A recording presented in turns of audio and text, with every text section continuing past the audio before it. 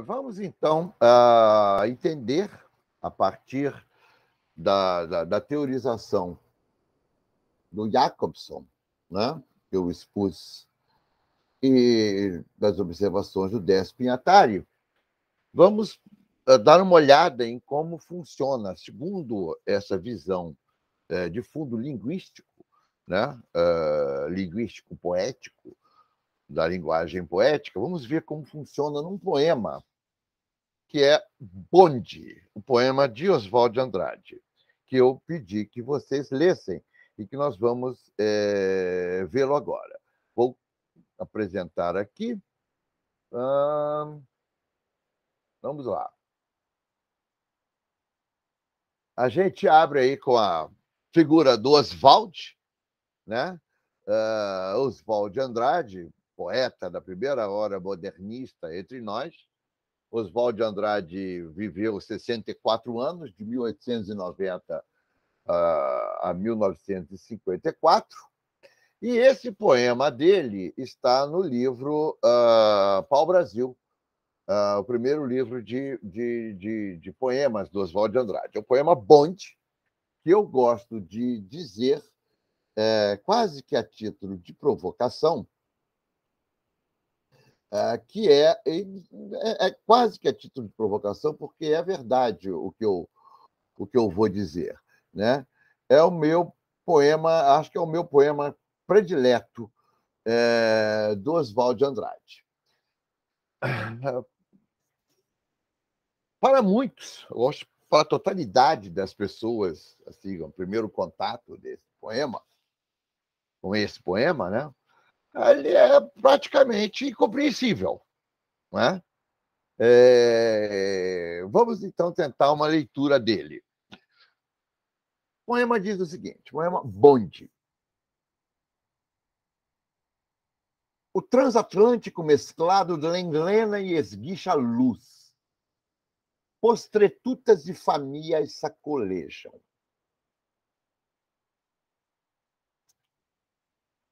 É um poema do livro Pau-Brasil, que é um livro de 1924, da primeira hora modernista, né? Um poema que está, portanto, fazendo aí seus 100 anos, né? E que é bem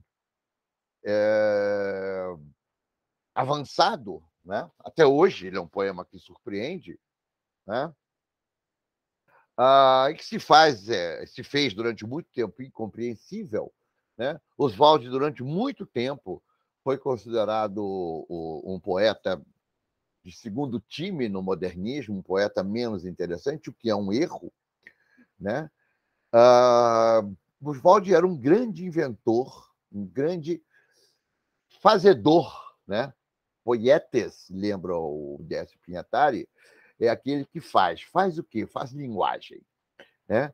Oswald era um grande fazedor de linguagem. Esse poema, lógico, ele precisa de uma certa contextualização para que a gente entre nele sem estar com a aparência de que está entrando numa selva escura e impenetrável. Primeira coisa que a gente tem que saber é o que é o bonde, né? Bonde, hoje, né, é aquele meio de transporte que passa ou passava lá no Alto dos Arcos, em Santa Teresa, no Rio de Janeiro, né? É uma coisa assim quase que pitoresca, né, na paisagem urbana brasileira. Mas, convém dizer, não era assim na década de 20, não foi assim durante muito tempo. Os bondes desapareceram da paisagem urbana do Rio de Janeiro meados da década de 60.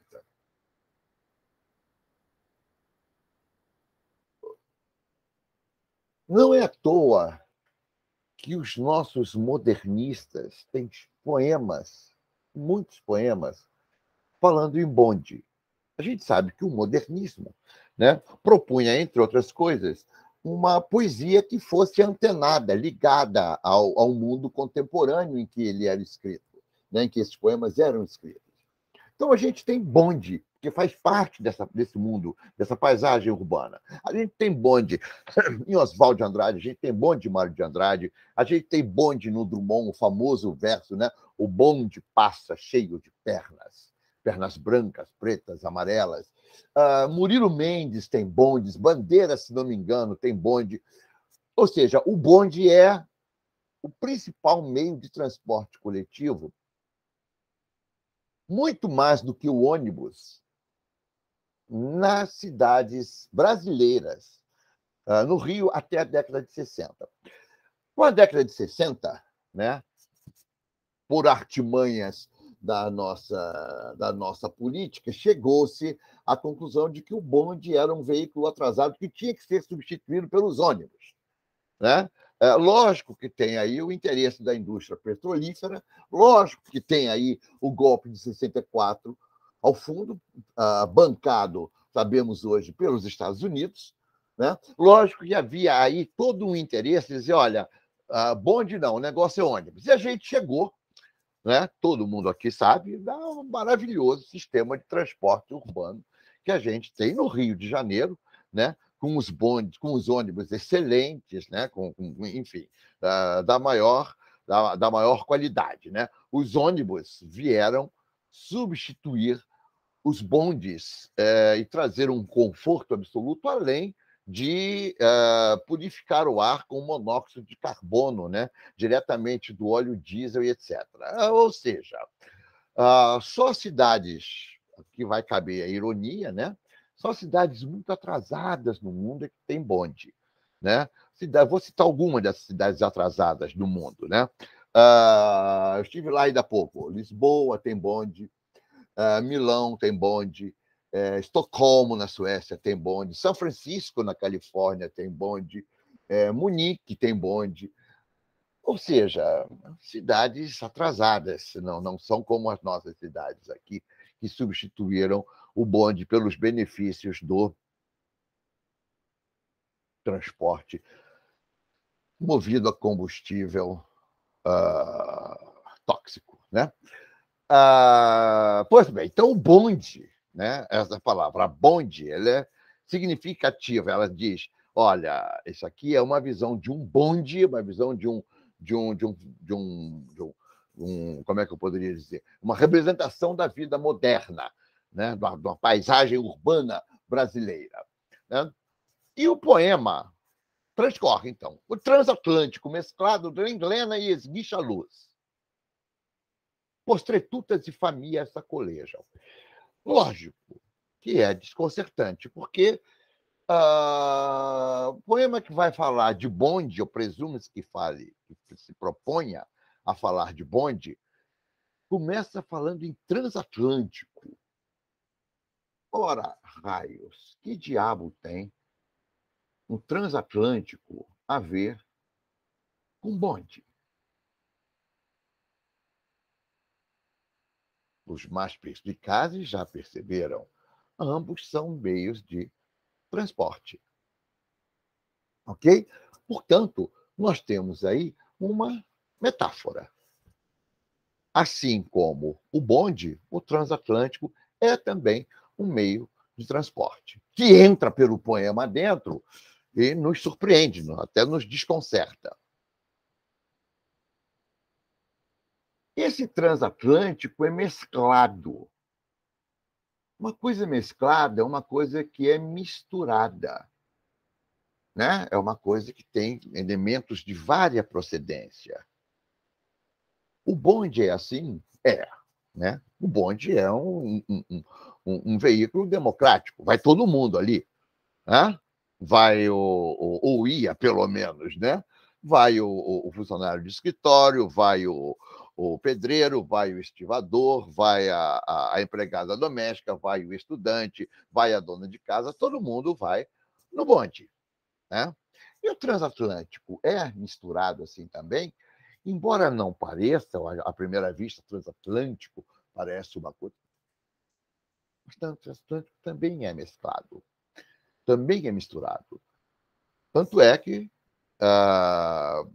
O transatlântico era também um meio de transporte muito importante, ok, gente? Nós estamos aqui antes do avião como meio de transporte. O avião já tinha sido inventado, mas não era utilizado ainda como meio de transporte coletivo. Era transatlântico, tá? E os transatlânticos eram primeira, segunda e terceira classe. Quem viu o Titanic sabe o clima da época. Oswald de Andrade, que era filho de uma família milionária de São Paulo, vivia viajando de transatlântico, indo para a Europa, onde ele ia pelo menos uma ou duas vezes por ano. Tá? E transatlântico, que era familiar a Oswald de Andrade, também é um meio de transporte mesclado. Primeira, segunda, terceira classe. Eu vou falar pessoalmente, meus avós, quando vieram da Itália, em 1925, época desse poema, vieram de terceira classe, eram imigrantes pobres, tá? Vieram tentar a vida no Brasil, quer dizer, não veio ninguém em alto luxo. Portanto, transatlântico e mesclado servem como metáfora para bonde. Esse transatlântico mesclado gangrena e esguicha a luz. O que é gangrena? Obviamente, é um neologismo. É uma palavra inventada por Oswald de Andrade, né, que reproduz onomatopaicamente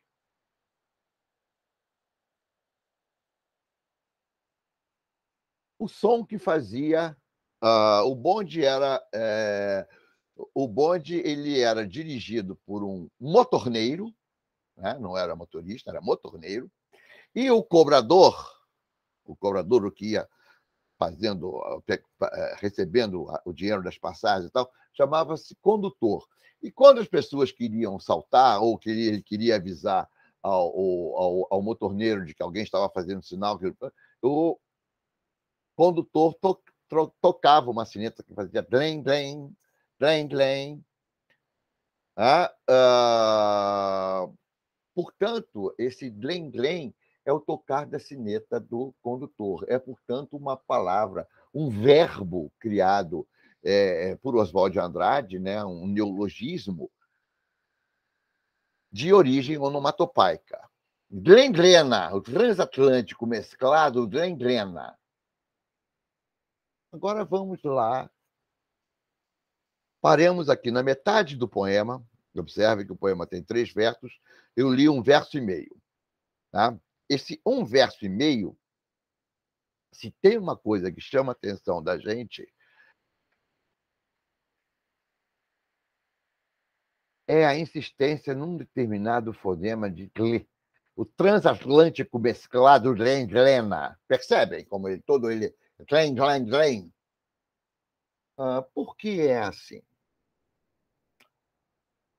É assim,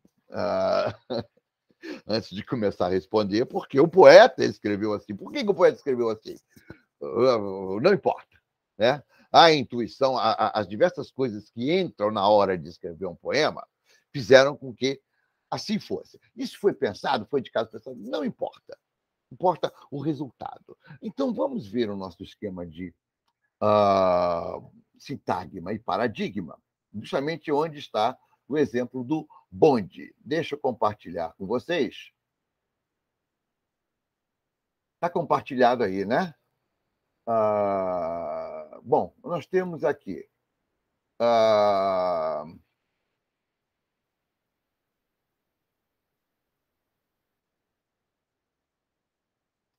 Nós temos aqui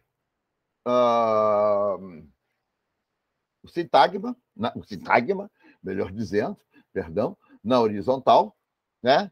Que é o eixo de combinação, tá? E o paradigma, que é o eixo de seleção. Ora,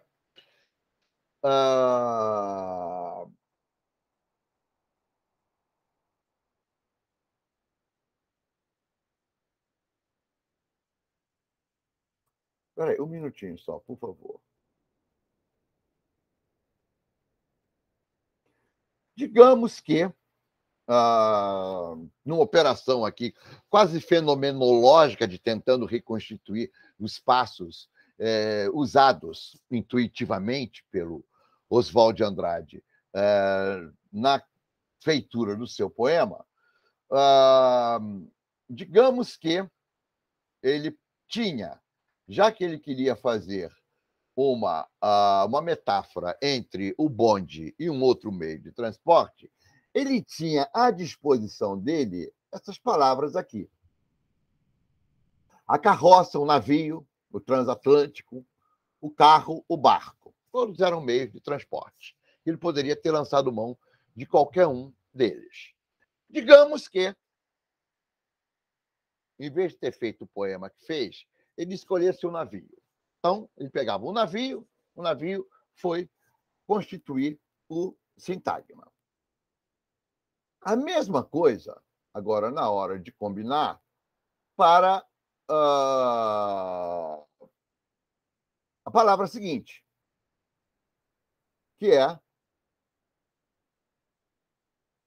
mesclado no poema. Mas digamos que ele tinha as seguintes opções: misturado, variado, misto, mesclado ou diversificado.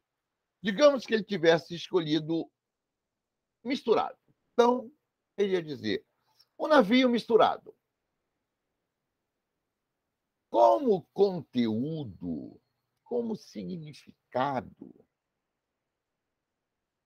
estaria dizendo a mesma coisa. Navio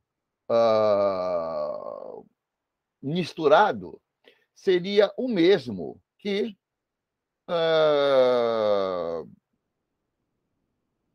transatlântico mesclado. Ok? No plano dos significados, sim. Mas poeticamente, não. Prosseguindo. No verso seguinte, ele usou o Glendlena. Ele teria essas opções para os ruídos emitidos pelo bonde: buzina, toca o sino, apita, faz Glen ou Glendlena. Digamos que ele tenha optado por apita. Então, estava lá, o navio misturado apita. Ok. O poema é o transatlântico mesclado Glendlena. Adiante, ele tem, para completar o segundo verso, né, correspondente a esguicha luz, ilumina, clareia, acende o farol, esguicha a luz, raia, de raio, de luz, raiar a luz. Então, digamos que ele tivesse escrito: o navio misturado apita e acende o farol. Se ele tivesse escrito isso, ele teria praticamente dito a mesma coisa, né, do que transatlântico mesclado Glen e esguicha luz. Pergunto eu, uma coisa e outra é igual ou diferente? É a mesma coisa? Em termos de significado, podemos dizer, mas poeticamente não é, porque há um trabalho aí com significante que é da maior importância. Vamos entendê-lo. Ora,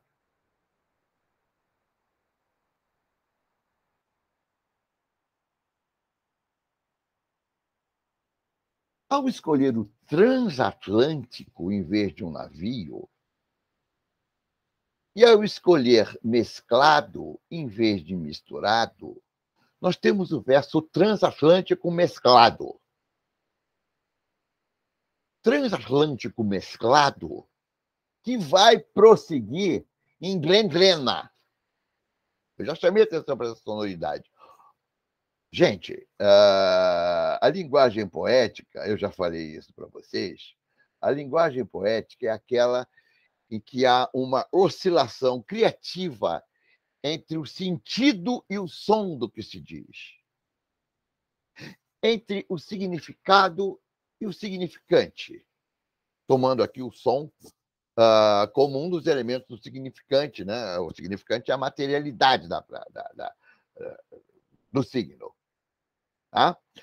Quando nós lemos o transatlântico mesclado Lena, essa sonoridade, quem já andou, vocês não andaram de bonde nunca, né? Acho eu, não sei. Mas de trem já. Qual é o som que faz o trem ao passar nos desvios, nas coisas? Tlém, tlém, tlém, tlém, tlém, tlém. O bonde também tinha esse som. Tlém, tlém, tlém. Percebem como é que onomatopaicamente as palavras, os signos do poema captam essa sonoridade e acrescentam a ela o sentido do que o poema diz? O transatlântico mesclado Lena. Todo ele é uma sonoridade de bonde passando. E eu vou mais além. Se aqui ele vai nessas aliterações, né, com a consoante líquida, REM, né, com esses encontros consonantais, transatlântico mesclado Lena, de repente é uma mudança de direção que também não é para passar despercebida. Esguicha a luz. Observe que nós, a rigor, dizemos esse verso assim, ó. Esguicha a luz. O transatlântico mesclado de Lena e esguicha a luz. Observem a combinação de sons. Esguicha a luz. Luz. A palavra luz é uma palavra que prossegue, que não tem fim, né? Luz. E sugere também a luz que o bonde emite. A luz que o bonde emite, seja com o seu farol que ele acende, né? Ou seja, à noite, um bonde passando na rede elétrica, nos cabos, ele solta fagulhas, ele ilumina, ele joga clarões no ar. Tudo isso está presente como sugestão no trabalho feito por Oswald de Andrade, pelo poeta Oswald de Andrade, nesses dois versos.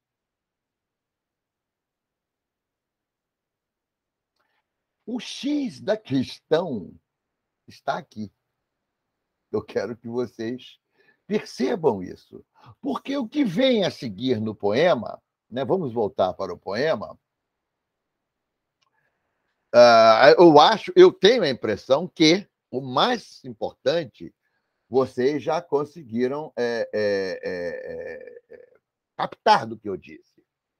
Mas o verso final também guarda seus segredos maravilhosos.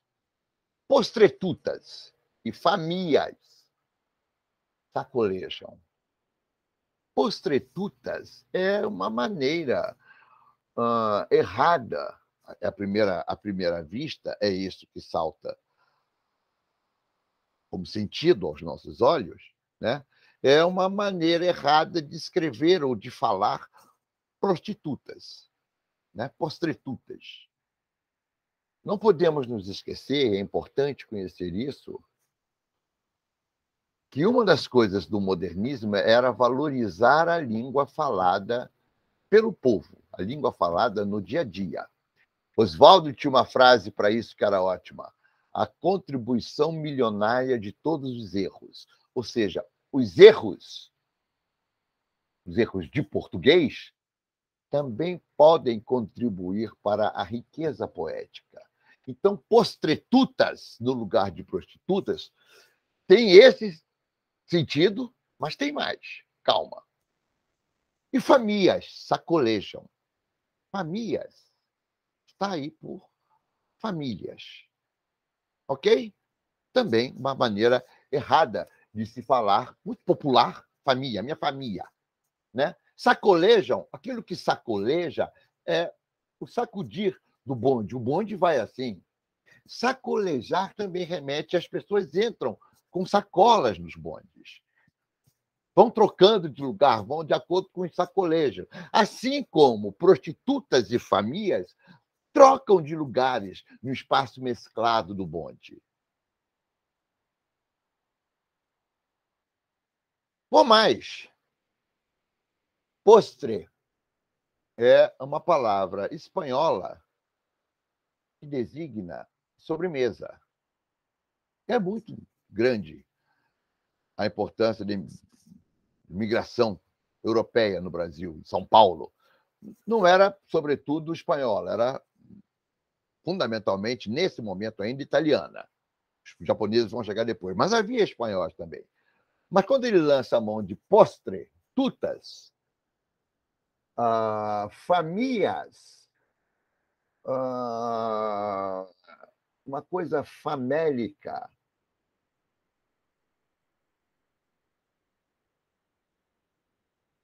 não é o mesmo radical da palavra, ok? Mas há uma aproximação aí jocosa fônica. É o radical também de fome, uma pessoa faminta, uma pessoa famélica. Ora, as prostitutas, parece que o verso nos sugere isso. As prostitutas são uma espécie de sobremesa das famílias burguesas. Percebem a visão crítica? Ali se misturam todos, né? As prostitutas, as postretutas, são sobremesas da fome dos homens, das famílias burguesas. Vão todos juntos no bonde. O poema, um instantâneo, em 3 versos, dá uma visão complexa, rica, multifacetada, riquíssima em significados e significantes sobre um instantâneo da cidade de São Paulo. Esse processo, tá, exemplifica, creio eu, né, como é que um poeta trabalha, projetando aquilo que é mais adequado no paradigma para formar a combinação ideal e assim colocar a ênfase na mensagem, fazendo a função poética da linguagem, na acepção do Jacobson. O paradigma, aquilo que é de melhor no paradigma, o poeta é aquele que é capaz de escolher de modo a formar o sintagma com maior carga de significação possível. O poeta ítalo-americano, já citado por Décio Pinatari, Ezra Pound, diz: poesia é linguagem carregada de significado. Como é que ela é carregada?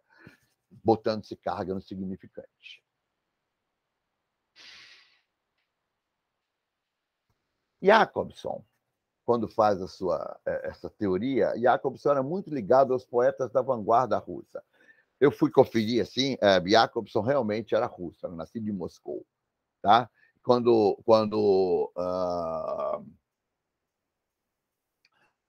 Depois, com as complicações do processo de Revolução Russa, da saída da Primeira Guerra e tal, ele vai viver na Tchecoslováquia, vai dar aula na Universidade de Praga. Né? E Jacobson era ligado, era muito amigo dos poetas da vanguarda russa do começo do século XX. A turma da pesada, Yesenin, Mayakovsky, Trebnikov, Anakhmatova. Era uma poesia altamente revolucionária, uma poesia altamente inovadora, e Jacobson conviveu com esse círculo.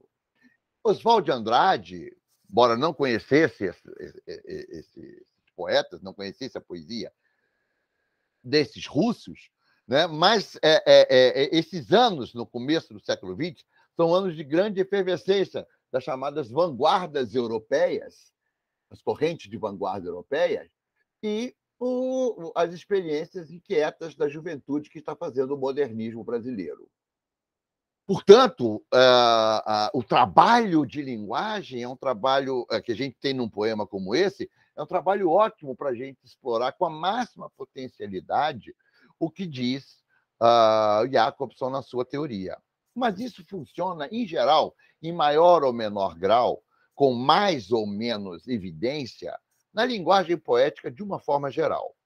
Para dar um exemplo disso, eu vou lá para um poeta do século XVII, brasileiro também, Gregório de Matos, né? E vamos ler um dos seus sonetos satíricos.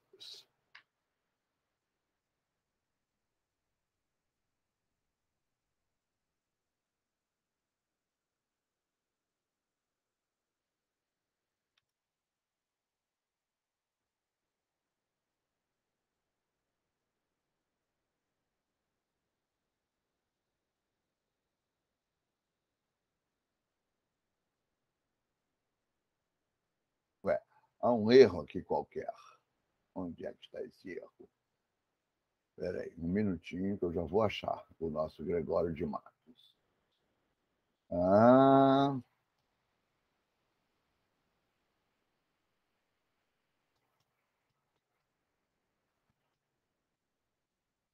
Não sei se vocês estão vendo, eu espero que sim. Eu estou aqui no ainda mata aqui, Gregório de Matos. Sim, Matos. Está grafado aqui com um T só. Está na tela aí? Tá, né? Um poema de Gregório de Matos. Gregório de Matos é um poeta baiano do século XVII, do período barroco brasileiro, que viveu, presume-se, 60 anos. Não há muita certeza a respeito do ano acho que nem da morte, nem do nascimento dele. É um grande poeta barroco da língua portuguesa. Aqui é um dos seus sonetos satíricos. Vamos ver como é que Gregório monta o seu soneto. Neste mundo é mais rico o que mais rapa.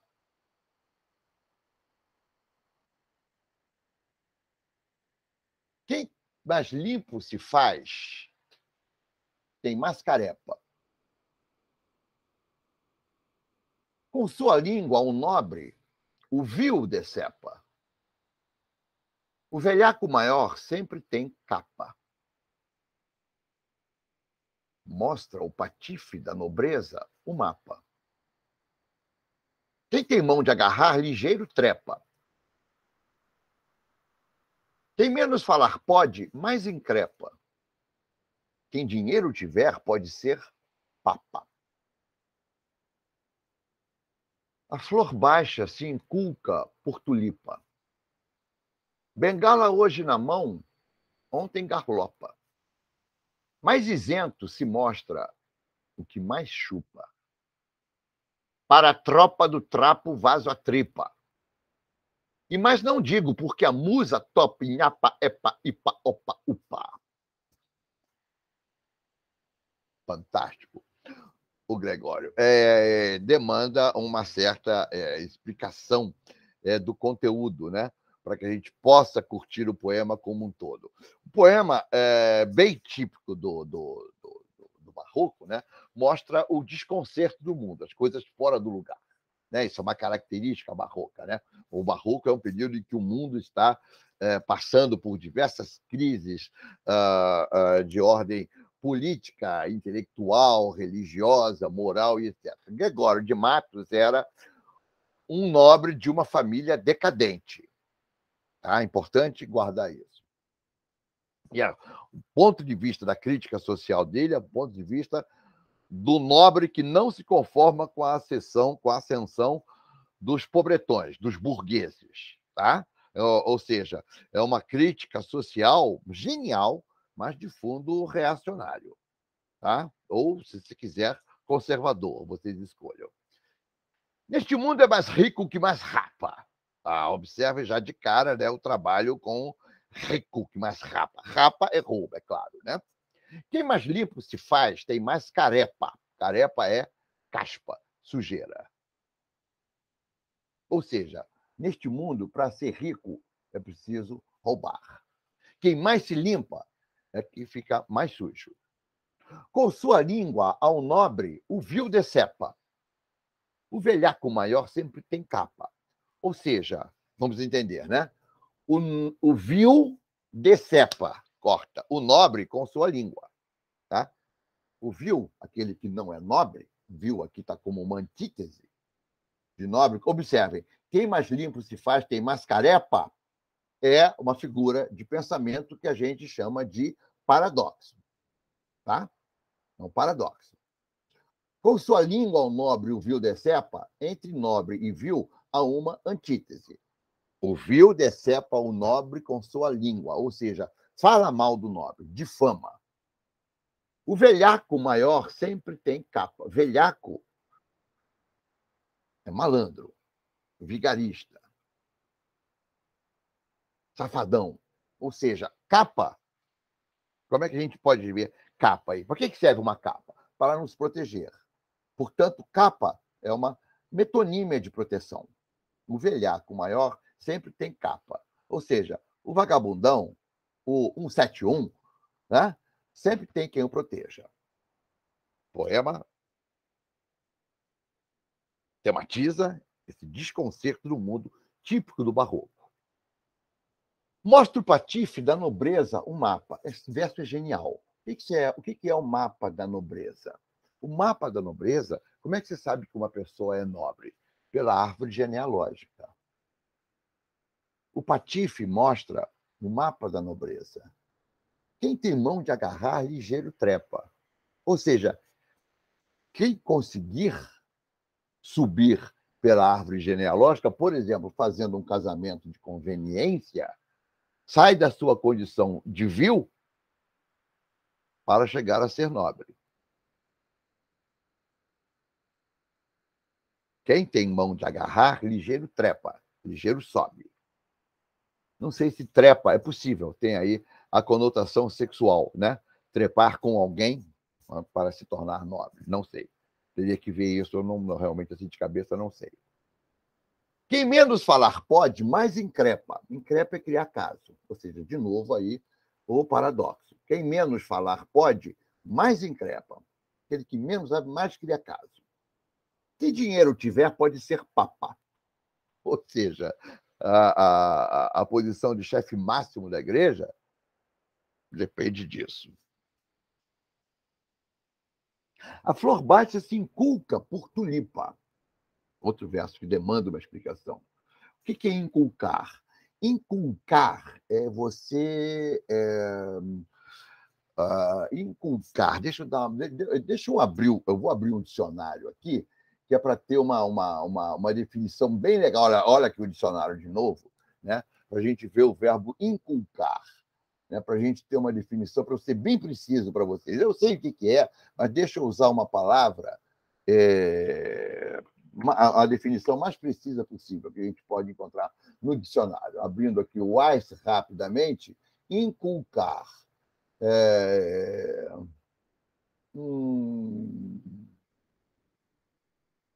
Inculcar aqui, o melhor sentido é você gravar alguma coisa no espírito de alguém por força de repetição.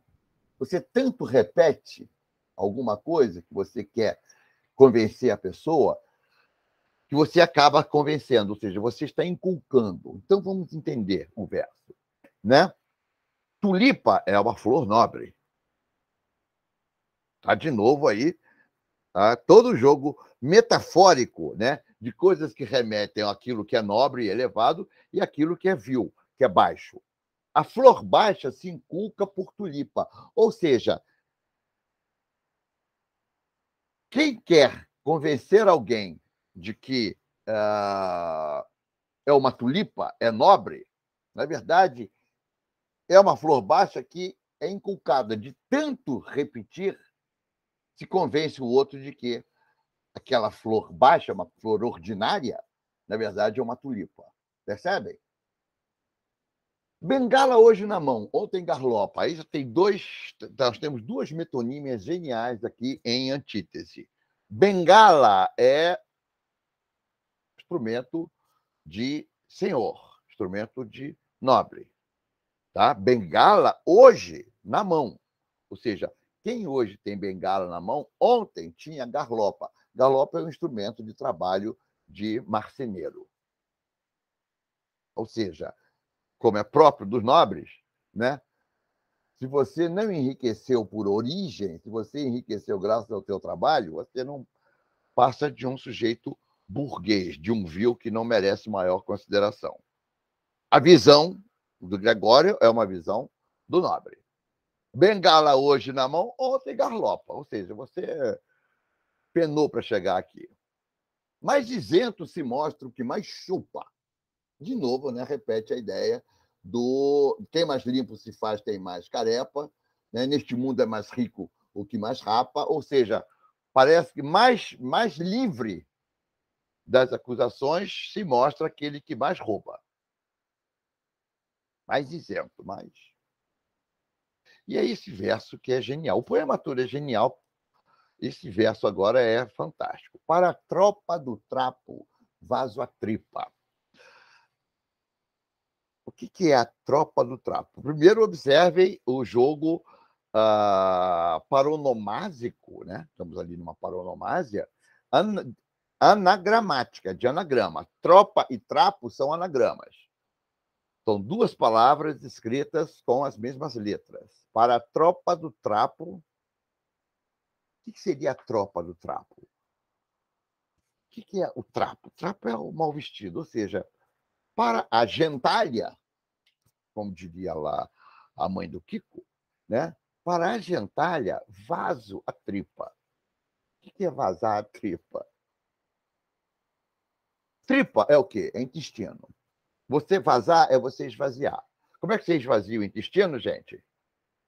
Pois é, defecando. Ou seja, estou defecando para essa gentalha. Para a tropa do trapo, vaza tripa. Observem, trabalho com o significante. Observem a sonoridade. Chega a ser quase que onomatopaica, até indecente. Para a tropa do trapo, vaza tripa. E mais não digo. Né? Aí o poema, agora, ele vai ser metalinguístico, porque ele vai se explicar e vai dizer, olha, não vou prosseguir. Porque a musa topa, a inspiração topa com o quê? Topa em quê? Em apa, epa, ipa, opa, upa. Observem, então, que ele foi montando o seu soneto com essa terminação em ordem de vogais. Apa, olha as rimas. Apa, epa, epa, apa, apa, epa, epa, apa, ipa, opa, upa. Ipa, opa, upa. Percebem? As rimas, né, são com as terminações nas quais há o P, e esse P é antecedido por vogais em ordem alfabética. Rapa rima com capa, rima com mapa e rima com papa. Carepa rima com decepa, rima com trepa e rima com increpa. Tulipa rima com tripa. Garlopa rima com topa. E chupa rima com upa. Num procedimento muito barroco, chega ao final, ele faz um resumo de tudo aquilo que ele espalhou. É um processo no barroco que se chama de disseminação e recolha, né? Tudo aquilo que ele disseminou, que ele foi soltando ao longo do poema, ele recolhe no verso final, de maneira jocosa, engraçada, humorística. E mais não digo, porque a musa topa em apa, epa, ipa, opa, upa. Observem que há aí uma escolha. Procurem pensar este soneto a partir do que foi visto, dito pelo Décio e na teoria do Jacobson. Procurem perceber neste soneto o quanto os sintagmas, né, os versos, são compostos com uma seleção muito própria no paradigma que o poeta vai fazer. Eu acho que isso aqui serve para exemplificar, né, que a teoria do Jacobson para se entender a poética, a função poética da linguagem, ela é ótima para entender como a linguagem procede nos poemas e nos poemas de diversos estilos, diversos tempos, quadrantes, línguas, etc., desde que sejam bons poemas, como sempre são os poemas que eu procurei agrupar nessa apostila para vocês. Tá? Aqui a gente encerra a nossa aula do dia 10, né? Nós vamos abrir, vocês, à medida que forem pintando possíveis dúvidas, né? Nós vamos abrir, vocês, por favor, abram um fórum, de preferência no Google Sala de Aula, que eu acho melhor para manipular, para manusear, do que o Siga. Nós vamos ter que conversar um pouco sobre isso, sobre como fazer isso, tirar dúvidas, etc. Até porque, né, gente, eu não gosto de lembrar isso não, mas está chegando aí daqui a pouco a hora da primeira prova. Tá bom? Então, fechando aqui hoje a nossa segunda aula, a aula do dia 10 de março. Obrigado pela atenção, um abraço a todos. E beijos héteros, é claro.